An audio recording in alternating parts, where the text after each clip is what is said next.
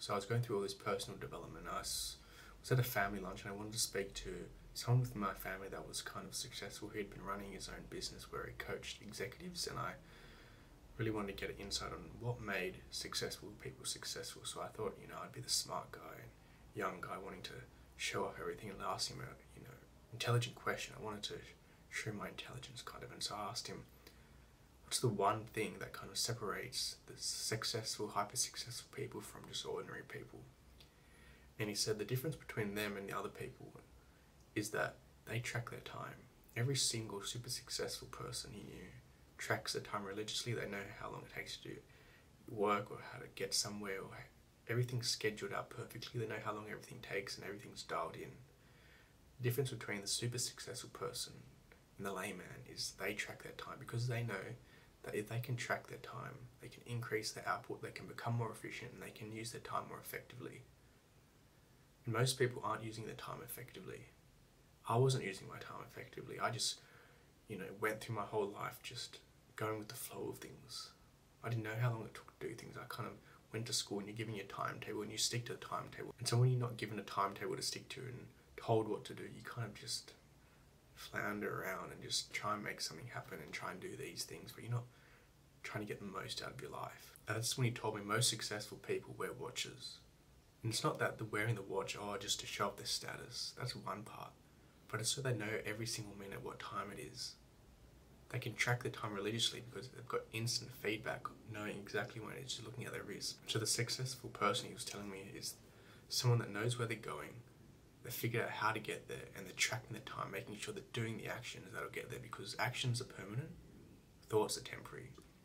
And so they're religiously tracking their time, looking at their watch, writing it down, knowing how long things are going to take. And then because they know how long things are going to take, they can schedule out in advance, know where the time's going to go, and they can be more efficient and get more output out of themselves.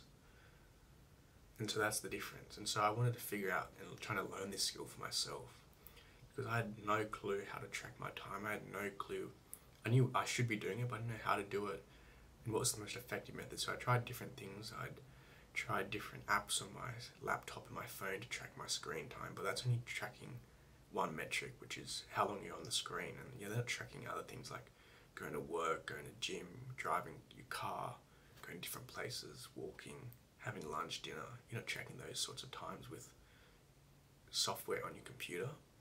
So I wanted to try what's like the most effective method. And so I continued doing all my personal development, reading different books, listening to podcasts, and there's one book that was called, I think, Buy Back Your Time, and he said you got to have a time audit. And so every 15 minutes, set an alarm and write down what you're doing.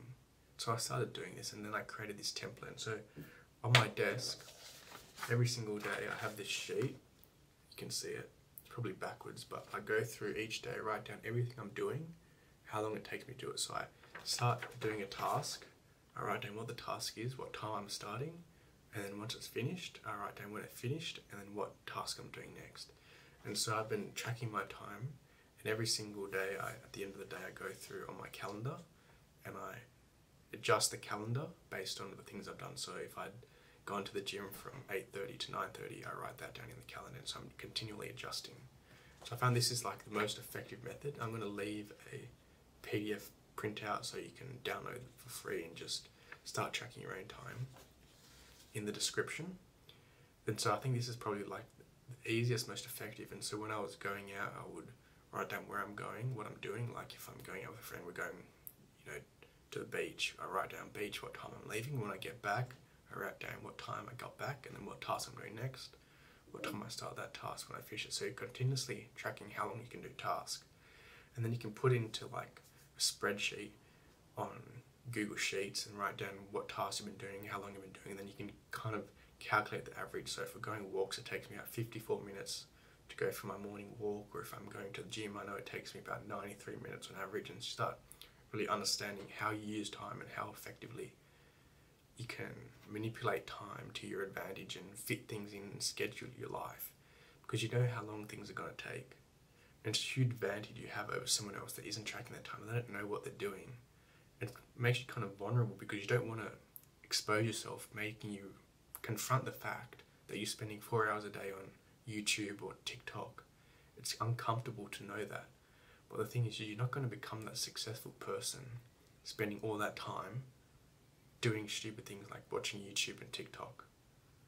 You need to confront the resistance and the pain. I had to do it. Everyone has to go through this if they want to get somewhere, because you can't not do it. Because the person that's not doing it isn't successful. The person that is doing it is successful. They're tracking the time. And so it's a fact. It's just, you've got to get over this resistance to get to where you want to go. Say there's 10 people and all 10 people want to be successful. And then one guy says, and comes along and says, in order for all 10 of you to be successful, you all have to do this one thing, which is get this sheet and track your time every single minute, what task you're doing, write down how long it takes. That's all you got to do. Now, 7 of those people are going to feel, all 10 of them are going to feel resistance, but 7 of them are going to think, oh, who's this guy? I don't want to do it anyway. I'm just going to do what I think's right anyway. I'm not going to track my time. Who cares about that? And those people, the 7, are the ones that couldn't overcome the resistance. But the 3 people that didn't, they still felt uncomfortable. They didn't want to do it, but they realised that in order to get where they wanted to go, they needed to overcome that negative feeling, that resistance of telling them no, not to do it. And so those 3 people that ended up doing it are the ones that become successful. They face the negative feelings and the resistance, and that's what I needed to do.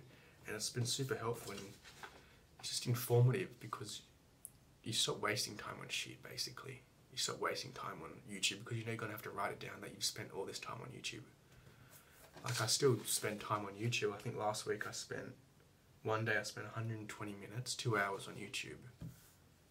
But I wouldn't have known that if I hadn't been tracking my stats and writing down what I've been doing. But at least I'm aware of it now. I've spent 121 minutes on YouTube. I can change that next week or the next day. I'm not going to do that. You're still going to not be 100% perfect, but at least you're aware and you're conscious of it now. And that's the difference between the conformist that just lets life happen and the someone that's the individual thinker and creates their own reality. They understand that no one else is going to track the time for you. You've got to do it yourself. And so they do it. They overcome the resistance and the feeling. That's what I had to do, and it's been super helpful.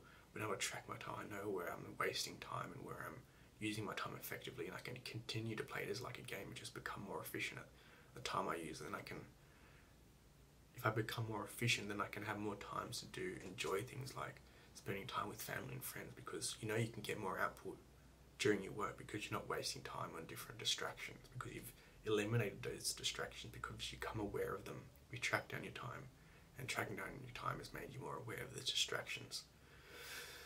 So I hope you just start tracking your time, download the sheet, print it out, just write down every single day what you're doing. I've also got a section in the first box here, which is where you can plan out your dream week. And so that's what I do each week. I write down your dream day. So what time you wake up, what time you're going to do exercise, what time you're working, what time you're having lunch, dinner. You can just plan out your day in the first box column, and then each day you're tracking your time.